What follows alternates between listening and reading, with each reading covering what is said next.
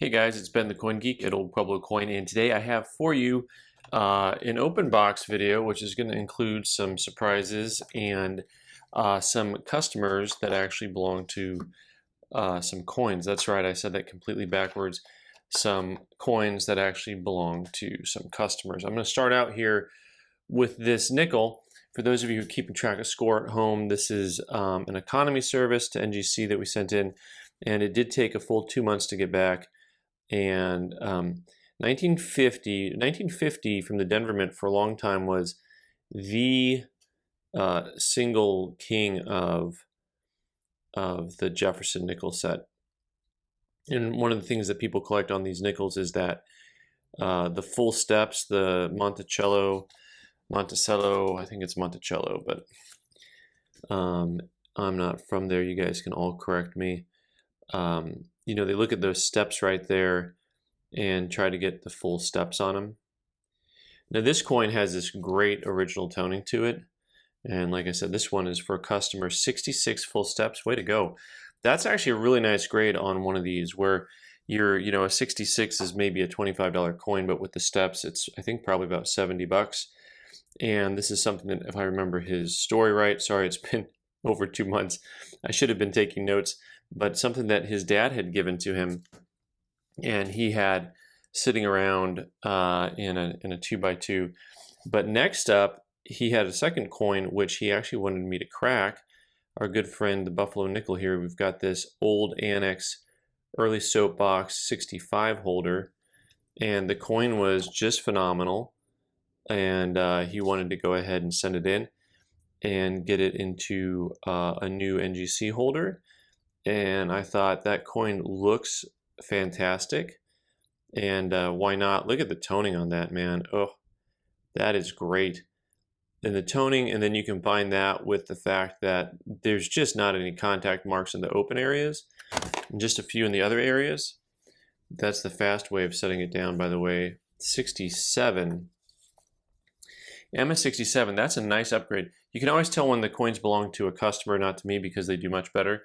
That goes from like a $25 coin to a $125 coin. Seven's the grade you want to get on a lot of those Buffalo nickels. Those are really hard to get once you get up into that higher grade. All right, so this, here you go, you got a modern Washington quarter, so you're looking at it right away and going, why are we sending this guy in? What could possibly be different? It's got a couple of spots on the back. You can see that's going to affect the grade, but lo and behold, we have this real bright orange, rusty red orange color. And this coin from 1973,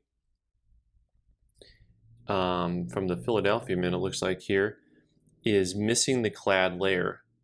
And they called it MS63. Of course, that's because of those two spots. The rest of the coin looks really nice. If it weren't for those two spots, it probably would have been a nicer grade. So the clad layer is, when you look at the coin, the way these are made, sometimes you hear people say sandwich. And if you look at them, they actually have a copper core with two outer shell cases that are all annealed together. And so that's what that is. This coin we will probably end up putting on eBay. I'm guessing, my gut tells me it's about a $100 coin, but I'm not 100% sure on that. Next up, we have a double error. It is an error that is an error. So damage to resemble error, 5-cent piece. So we're going to look a little closer at this, and you guys can tell me, I don't specialize in errors, but I was pretty confident of this one when I saw it, that it was a nickel that was struck on the wrong size planchet, but one of the things that you'll see here on the edge is some of that area that looks like it's possibly been chopped down. But then on this fat edge, which is normal, see there's nothing missing from this edge. You see how nice and smooth that looks? So, and then, they're saying that the rest of this was chopped down. I thought that this was on a wrong planchet. It couldn't have been on a dime planchet, because a dime planchet, mind you, would have that clad layering to it. It would actually be a little bit different than this. But, the US Mint did strike coins for other countries. I think they still do actually, but I know that they were doing coins that were different sizes than ours, and so sometimes you see those planchets get mixed up. Now, a part of me still is curious about this coin because um, you see it's a little bit rough there, like I was saying, but over near this side here, you see a lot of flatness. Look on the top half of there, and it doesn't have that same groove to it right there. And then it smooths out as you get back towards the other edge. So I'm still curious. I still kind of think this is on the wrong planchet. Maybe a Philippines. I think some of those coins out of that time period, it looks like it could be from the 70s or 80s based on the coin. I'll do some more research on that. And by the way, guys, leave comments if you're familiar with these, with that particular type of error, and you can tell me right away, hey, no, we see those all the time. I don't look at them all the time, so I'm not 100% sure. So this is the meteorite version of a silver eagle. You see that big glossy area over there? It looks like a meteorite streaking towards the earth. Maybe it's a comet in the back. I don't know what the shape is. So this guy here, of course, we sent in because it's got this error on it, which errors on silver eagles are amongst my favorite things. So this has an area here that probably had a piece of plastic or a very thin piece of metal in between the planchet and the die when it was struck.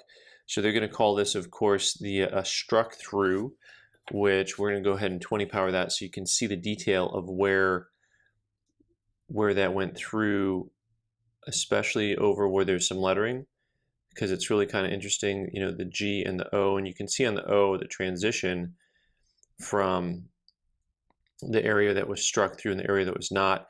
And so I kind of think it was a piece of plastic because the G and the O are still pretty strong, and I just think if it was a small thin piece of metal that may have not come out as well. If you can find something like this with the retained piece of material, the other reason I think it's plastic is I've actually had some with some retained plastic before, little shavings of plastic, and I tried to get it certified with the retained plastic, but the plastic fell off in shipping. And this is like a decade ago. Anyway, also probably end up on eBay with this. I don't know the value on this guy. My gut tells me that's also a $100 plus item. It could go for more. It could go for more. All right, economy service is what we used because, when you're taking a mercury dime and you're hoping to get a real high grade, you probably don't want to put a lot of money into it. This coin I just thought was absolutely phenomenal. From the 1940s, 45 from the Denver Mint. The mint mark on those are right off of the 6 o'clock hour. We'll look a little bit closer. I'm actually going to go 20 power because, that way you can see that mint mark. Real strong. And then you have the nice separation of the bands in the middle there. So we're going for a real high grade on this coin. And, in general, I think we got it, the MS66 full bands. That's a nice looking coin. And it's kind of fun. I mean, it's a coin that it only gray sheets at about 40 or 45 bucks, but retail may be a little bit higher than that. But overall, I thought it was a real pleasing coin, and I think the grade came back really nice on that one. All right, so this guy here we sent in for one reason and one reason only. 1962 $50, and especially on the reverse, that cameo is that deep. And on the obverse, the cameo is very light. There's not much of a cameo to it. As I look at it in person, at a certain angle like this, the cameo really disappears. Whereas on the back, at this angle without the light, you can still see the cameo. That lighting effect makes the cameo pop, right? But you want to be able to see a little bit of that contrast without as much light. So like on here, you can see there's very little contrast at the same angle. And at that same angle on this, you can still see the contrast. So this one they called Proof 64. Okay, they did not put a cameo designation on it. We were hoping for a cameo designation. By the way, I'm going to explain the 64 grade in just a second here. But Still probably get a pretty good premium on it just because that's the money shot right there. Just a lovely coin, either for someone who's a specialist or someone who, you know what, they're born in 1962 and they want a coin that really looks nice for their birth date, right? So the overall surface quality of this coin is really phenomenal, but then you see on his cheek, his whiskers right there, those little marks on the cheek, that is why this coin is a 64. You know, without those markings, you'd have a very high grade because the surface quality on the fields is really great. Really great coin. So, all right, next up we have got, oh, all right, once again, this is a friend of mine, and this is just one of the most phenomenal errors I've seen in a long time. I know it's a pretty basic looking error at first, but it's technically really rare, and let me tell you why. So this is a double struck with the second strike off center. They call it a Mint State 61, 1984. What's cool is, you know, you see these coins and they'll have like a second strike to them. What is especially nice about this coin is it has the date on there, on the area where it got struck again. And that just adds a lot of cachet for the collector.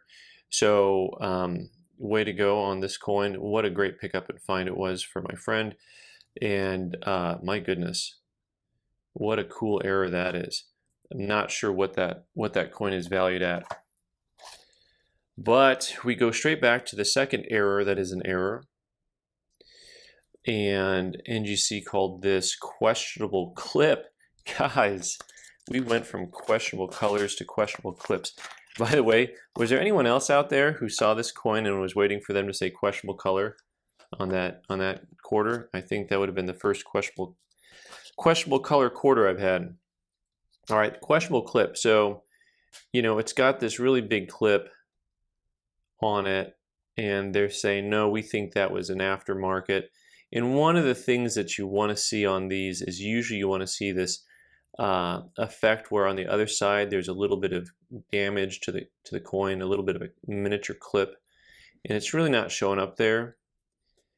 And you know, once again, for you error specialists out there, I'm going to look close at this edge, and you guys can tell me what you think. You know, the first time I looked at it, I thought it was okay, and I'm looking at it close again here, and you know, yeah. So you error specialists can chime in right now and just say, hey, anytime you see that type of heavier markings, it definitely was an aftermarket. That's one of the hard things about an error like this. They can be faked because you can take a coin and you can clip it.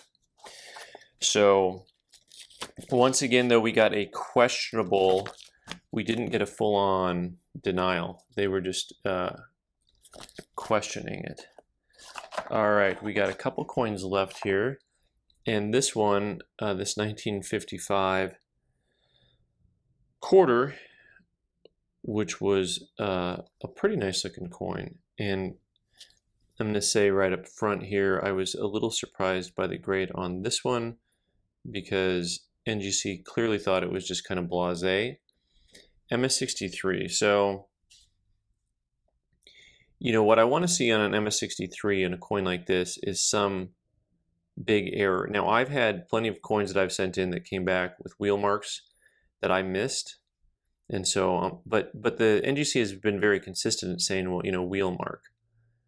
So on this coin, I'm looking at the overall surface quality, and as some of you have coined the phrase, maybe this was a 5 p.m. coin. You know, maybe that's just the type of thing that they sent back that they got late in the day, and that's what happened here. And of course, if you've watched any of my videos on, I had a bad experience with V-nickels. I'm kind of jaded for life now on V-nickels. This coin's a very nice looking coin. Overall, good quality for a V-nickel. V-nickels do come kind of ugly. I don't mean to pick on V-nickels, but they come really flat. A lot of nickel coins come really flat. This one they called a Mint State 63. I would have hoped that it would come back a little bit nicer grade. That's probably a $100 plus coin, but I mean, once again, you V-nickel specialists can chastise me, but overall, you've got a coin that does not have any distracting marks to it. It doesn't really have any heavy spotting. It doesn't have any schmuck on it, you know, none of those. Sometimes with the nickels you see a little bit of environmental problems. None of it, and just a 63. So there you go. I think that should have been a little bit nicer for my friend.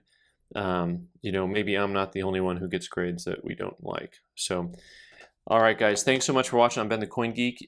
Please subscribe by clicking the owl button, and you can watch more videos on the right side of the screen. Thanks.